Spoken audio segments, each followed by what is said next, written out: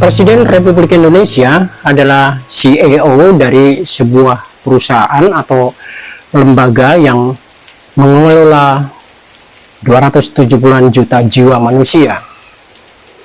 Salah urus dan salah mikir akan berakibat fatal, berakibat luas dan luar biasa dalam keadaan normal maupun darurat.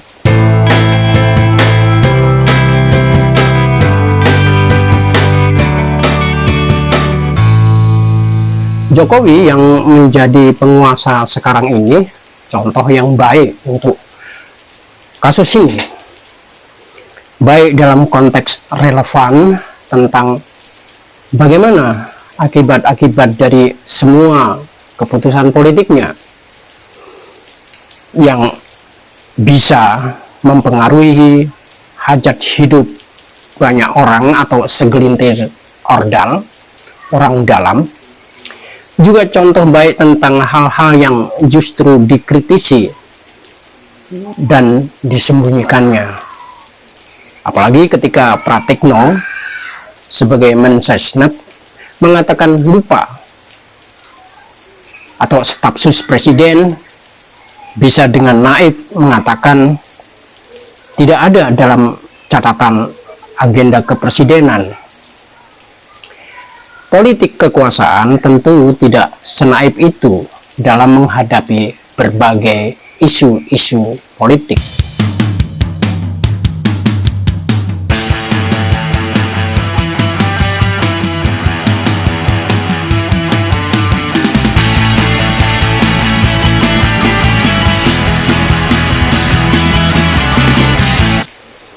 Satu-satunya penggambaran ideal mengenai seorang pemimpin mungkin secara kritis dan terbuka justru bisa kita dapatkan dalam pidato sambutan Ketua Panitia Haul ke-14 Gus Dur, yakni Inayah Wahid pada tanggal 17 Desember 2023. Dibandingkan Cak Lontong yang disebut komedian cerdas, Inayah Wahid ini adalah seorang komedian yang genuine.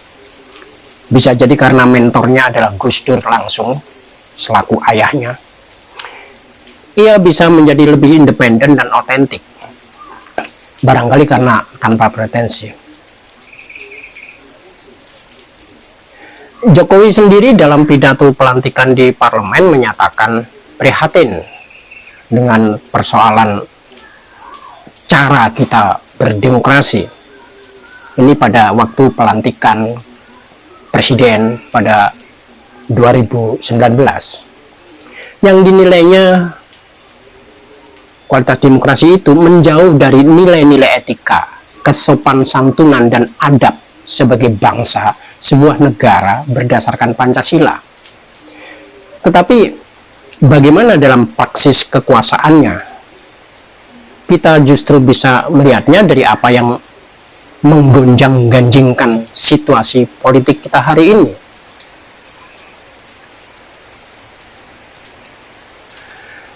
Mengutip pikiran Gus Dur ketika mendirikan Forum Demokrasi pada tahun 1991, kira-kira setahun setelah berdirinya ICMI, Ikatan Cendekiawan Muslim Indonesia, Gus Dur mempersoalkan tentang seolah-olah demokrasi pada waktu itu, yang semuanya itu menggambarkan persoalan politik fundamental Indonesia hari ini mengenai etika atau adab itu,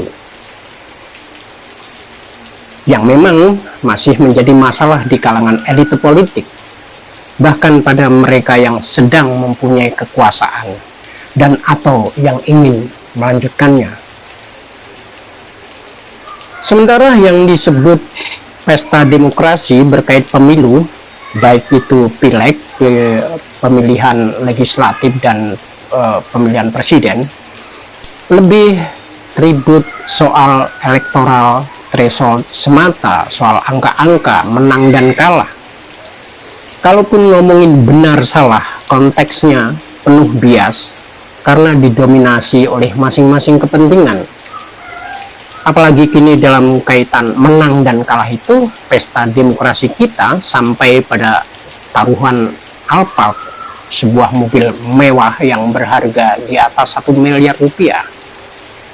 Justru itu dilakukan pada level mereka yang menjadi jubir, juru bicara, tim ses, bahkan seorang analis politik. Betapa mahalnya demokrasi kita di hadapan rakyat jelantah yang selama ini dijadikan objek permainan kekuasaan bernama demokrasi. Mungkin mereka bergurau, mungkin mereka bercanda, tapi Anda bisa tahu bagaimana orang atas nama demokrasi bercanda di ruang publik dalam momen seperti ini. Sementara kian hari kian memperlihatkan bagaimana utamanya dalam Pilpres 2024 ini makin terasa dan makin menjelaskan pertarungan apa yang terjadi. Munculnya istilah badak versus banteng menjelaskan hal itu. Ada dua pertarungan besar yang diwakili koalisi Jokowi di satu sisi dan koalisi yang berseberangan dengan kepentingan koalisi itu. Melihat isu utamanya, koalisi Jokowi jika dicermati justru berkecenderungan mengebiri spirit Jokowisme, bukan akan melakukan keberlanjutan sebagaimana yang sering dikatakan secara verbal, tetapi kepengikisan perlahan Jokowisme untuk kemudian ketika kekuasaan penuh di tangan mereka, Jokowisme akan tersingkirkan dengan sendirinya. Pada perjalanan pemerintahan Jokowi periode kedua, All the President's Men dipenuhi para teknokrat dan orang-orang dengan orientasi pembangunanisme. Jokowi sedang melakukan kapitalisasi dan investasi politiknya. Namun, birokrasi tampak bersih di dalam, banyak masalah di lapangan. Dari persoalan tambang, pertanahan, BUMN, muncul berbagai konflik of interest. Tidak ada visi menteri, yang ada visi presiden, itu yang dikatakan oleh Jokowi.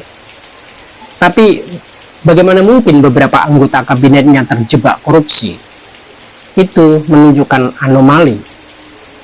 Apakah tidak ada pengawasan atau kontrol presiden sebagai pemilik visi yang konon sangat detail dalam segala hal dan punya sumber informasi yang A1? Ataukah ini pembiaran untuk menjebak orang, untuk menyandera orang? Menariknya, Indonesia yang terkait dengan konvensi perjanjian internasional berkait perlindungan hal-hal tertentu tentang kebudayaan, lingkungan, kemanusiaan, bertabrakan dengan pembangunanisme yang berpotensi konflik. Kasus di Kendeng, di Wadas, contoh soal seperti itu, dan pemerintah pusat bisa gampang cuci tangan untuk mencari siapa yang bisa dikorbankan. Kawasan pertanahan yang masuk dalam lanskap kebudayaan sebagai proyek-proyek yang didanai oleh UNESCO misalnya, bertabrakan dengan orang-orang dekat kekuasaan yang acap memaksakan kepentingan-kepentingan pribadi dan kelompoknya. Kini bergabungnya Prabowo dan Luhut Binsar Panjaitan dalam satu barisan dengan para pendukung yang menyadari posisi lemah mereka,